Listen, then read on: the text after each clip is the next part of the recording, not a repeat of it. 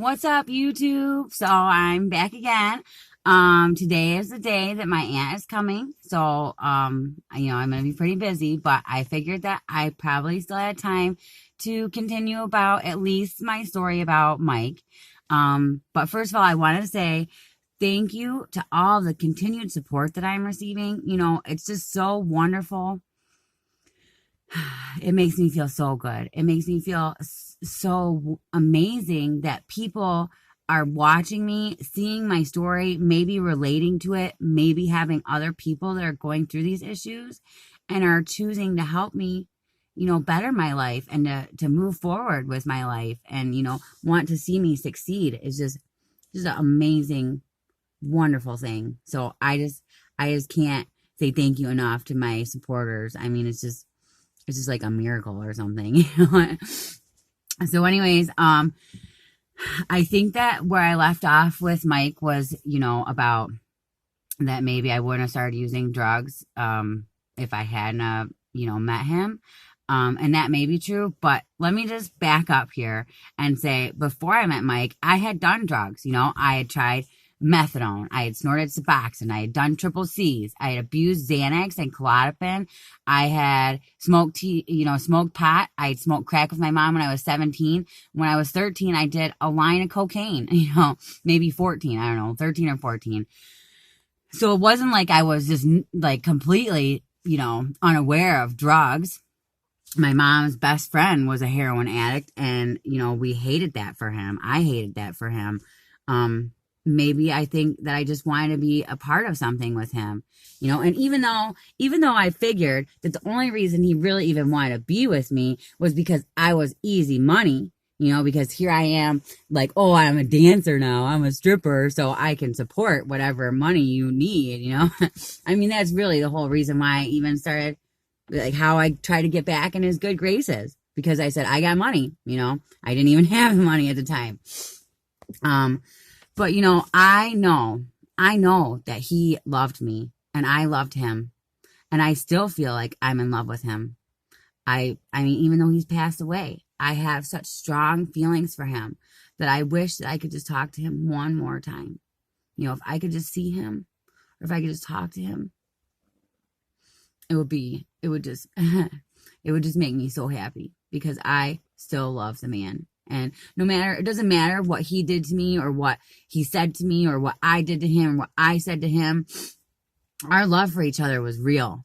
And no matter how much I begged him to come up here to be with me, it wasn't that he didn't love me. It wasn't that he didn't care about me. It was that the power of the drugs is fucking so strong.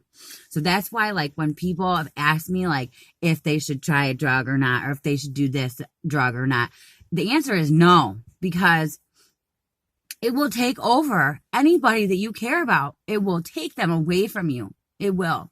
And that's what happened with me and Mike. I mean, I begged him to come up here to be with me. And even when he did come up here, it was only about trying to make money. So, I mean, I just feel like that I will always love that man. I will always love him, living or deceased. I still will always love him. And maybe that's part of the reason that I feel this distance from Mike I'm with now, because I'm still caught up on Mike that's passed away, and it's been almost a year. I mean, it's been over a year. Who's to say? I mean, it wasn't a healthy relationship. Okay, guys, I'm going to tell you that right now. It wasn't healthy. It was basically about drugs. It was basically about if I could get money to get drugs. He didn't actually ever put that out there like that, but he knew that that's what he meant when he said, we don't have any money, we're going to be sick. And he knew what the fuck I was doing for it. He knew what I was doing, because he had an escort business in Florida before he even moved back up to Michigan. And when we were together, he couldn't even get 50 cents together for a fucking Lucy, okay? Which is a single cigarette. A Lucy is a single cigarette. Couldn't even fucking get 50 cents. But when we were separated, I'd hear, oh, Mike's a big man around town, fucking treating all the hookers, the free crack and free heroin, and they were begging him to suck his dick and all kind of shit. And he was saying no. So at least I know that he was like loyal in that respect. But I figure it was probably just because he didn't want to fuck around with any of the girls. And the only reason he wanted to still be with me is because he loved me. Whether or not he knew that I was fucking being a hooker, fucking slut on the streets, he still loved me. And so that was what was, that was the basis of our relationship, I believe. Because in the beginning, we were like infatuated with each other. And then it became more. It wasn't about the drugs in the beginning. When I first met him, the first 2 weeks that we spent constantly every time together, there was no drugs involved in that. It was just simply that we just enjoyed each other's company. And we would watch movies together. And he got me a cat, like a little kitten. It was so sweet. And I mean, just these really sweet things that he did. And then once we started using drugs together, the sweet stuff started getting less. But even so, he got me these fucking pink and red cannolis for Valentine's Day. I mean, it's just, I just miss that guy. I just miss him. I miss him so much, and nothing, no distance, no time is going to make it better. I mean, it may get a little bit less, maybe a little easier, but he's gone. And I have to live with that because the drugs was too powerful for him. It was too strong for him to say no, to fucking leave that shit behind, to leave Detroit and come up here to be with me. Even though it's what he said he wanted to do. He said he wanted to get help. He said he wanted to get off drugs. That's the thing, They say, what do they say? The streets of hell are paved with good intentions or something. I mean, that's basically what the deal was. He kept always saying about how he knew he needed to stop, how he knew that he wanted to go to rehab, how he wanted to come be with me and get away from Detroit. But he never did. When he had the money to come up here, his idea to spend the money was to buy more drugs. I mean, that's just a vicious cycle down there. It's just, there's just nothing that you could tell somebody unless they're ready. And, I mean, I'm so grateful that I'm alive. I'm so thankful and blessed to be here, to have this beautiful baby girl that I have. But there are people that's not even a factor for them. Maybe they don't have kids. Maybe they don't want to have kids. Maybe they don't have good family. Maybe their family doesn't want anything to do with them. They may not have a reason to fucking get clean. Who knows? I just had to make that decision myself. And that was hard. Even in me making that decision, I was upset about it, and because it's tough. There's nothing fucking easy about getting clean. It's a lot easier to go back to what you're comfortable with. And that's what I feel like happened with Mike. When his dad texted me to tell me that he was dead. He texted me that. I had just gotten back from the hospital with Kyrie. I had been home for 2 days. And he texted me, telling me Michael passed away. And then I was in shock. And I called him. And he tells me that he died in a shelter down there. They apparently tried to revive him, but that they couldn't get him to breathe again. And there's a lot of days where I feel like if I had been down there with him, then maybe I could have saved his life. But if I had been down there with him, I probably would be dead too. I mean, who's to say? Because I know a girl who actually saved her boyfriend. She actually had to breathe for him. And she saved his life. And I would like to believe that I would do that in the same situation. But I mean, so let's just say, if I had been down there in Detroit, probably we wouldn't even been together because that was my deal. I would leave and go get money, go on do some dates, come back with money. Sometimes it would take me hours to come back, but I always would come back eventually. It just, it might not even been in time, and